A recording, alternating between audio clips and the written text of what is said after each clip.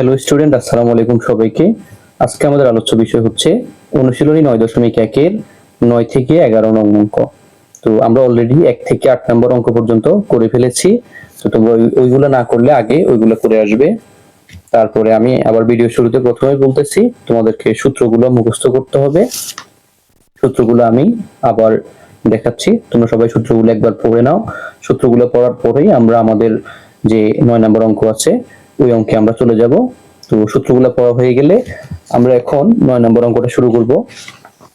তো 9 নম্বর অঙ্কটা শুরু করার আগে আমাদেরকে প্রথমে প্রশ্নটা পড়ে নিতে হবে। অবশ্যই প্রত্যেকটা অঙ্ক করার শুরুতে ভালো করে প্রশ্নটা পড়ে নিতে হবে। এখানে হচ্ছে cos a divided by 1 minus tan a plus sin a by 1 minus cot a equals to বলছে sin a by sin a প্লাস cos a প্রমাণ করতে। তো যেহেতু এটা প্রমাণ করতে বলছে, আমরা লেফট সাইড দিয়ে প্রশ্নটা উঠে নিব। নেওয়ার পরে এখানে cos এবং cos যেখানে যেভাবে আছে এটা থাকবে। এখানে হচ্ছে 1 মাইনাস tan a কে আমরা পরিবর্তন করে sin a by cos a এটা লিখব। আর এখানেও sin a যেমনি আছে এমনি থাকবে। আর 1 মাইনাস cot a কে পরিবর্তন করে আমরা লিখব cos a by sin a।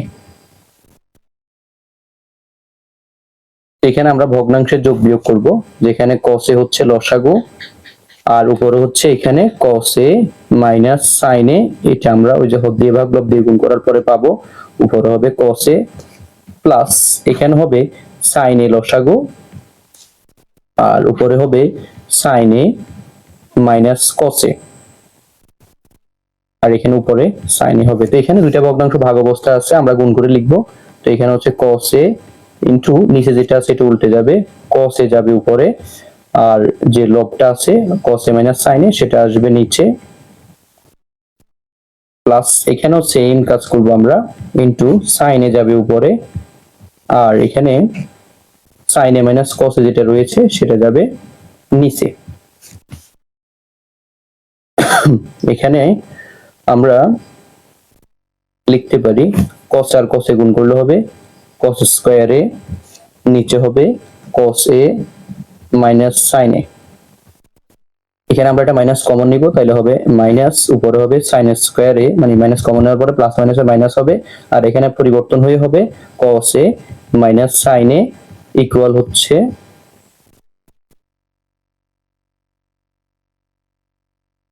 তারপর এখানে আমরা এই cos a minus sin a লসাগু করব, করার পরে হবে cos a minus sin a, কাটাকাটি দিলে উপরে হবে cos square a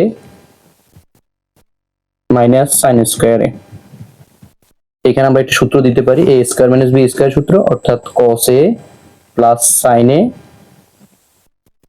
into cos a minus sin a, নিচে হচ্ছে cos a minus sin a। আর এখানে যেহেতু দুইটা মিলে গেল এখানে কাটা যাবে, এটা কাটা যাওয়ার পরে উপরে থাকবে, এটাকে সাজায় লিখলে হবে sin a প্লাস cos a, অর্থাৎ এটা আমাদের রাইট সাইডের সাথে মিলে গেছে যেটা আমাদের কাছে চাইছিল। তাহলে আমরা যেহেতু মিলে গেছে লিখবো এখন ইকুয়ালস টু রাইট সাইড, যেহেতু বলছে প্রমাণ করতে এটা। তো খুব আমি কিন্তু প্রথমে বলেছিলাম যে 6 থেকে 20 পর্যন্ত অঙ্ক সবগুলো হচ্ছে প্রমাণ করতে বলা হয়েছে আমাদেরকে। তো এই অঙ্কটা শেষে আমরা আমাদের যে পরবর্তী অঙ্ক 10 নাম্বার ওটা দেখবো। তো 10 নাম্বার অঙ্কটা আসলে খুবই ইজি। এই 9.1 এর যতগুলো অঙ্ক রয়েছে সবচেয়ে ইজি অঙ্ক আমি মনে করি এটা।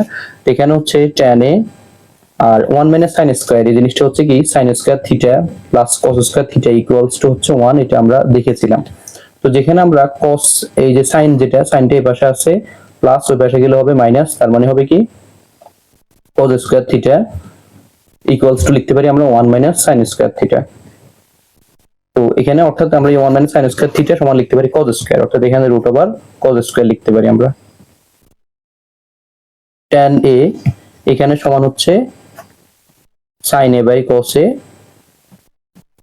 Into and the root square কাটা গেলে হচ্ছে cos a, cos cos কাটা হবে sin a, যেটা রাইট সাইডের সাথে মিলে গেল, আমাদেরকে এই যে রাইট সাইডে sin a বের করতে বলা হয়েছে, তাহলে হবে প্রুভড। তারপর যে অঙ্কটা সেটা হচ্ছে 11 নম্বর sec a plus tan a equals divided by হচ্ছে cosec a plus cot a equals to cosec a minus cot a divided by sec a minus tan a প্রমাণ করতে বলছে। এই অঙ্কটা আসলে একটু এই একটু অন্যরকম। তো এই অঙ্কটা আমরা খুব সহজে করার চেষ্টা করব। প্রথম হচ্ছে এখানে যেটা sec a plus cot a tan রয়েছে এটা লিখবো, তারপরে নিচে লিখবো cosec a plus cot a যেটা রয়েছে সেটা। এখানে আমরা উপরে আমাদেরকে প্রমাণ করতে বলা হয়েছে cosec a minus cot a, তো আমরা cosec a minus cot a লিখবো, আর নিচে আমরা cosec a minus cot a আরেকটা দিয়ে বাদ করে দিব আবার এটাকে। তারপর আমাদেরকে নিচে প্রমাণ করতে বলছে sec a minus cot a, sorry sec a minus tan a, এটা নিচে একটা দিব আবার উপরে একটা দিয়ে বাদ করে দিব। আমাদের এখানে উপরে sec a minus sec a plus tan a sec a minus tan a দুইটা মিলে হবে sec square a minus tan square a,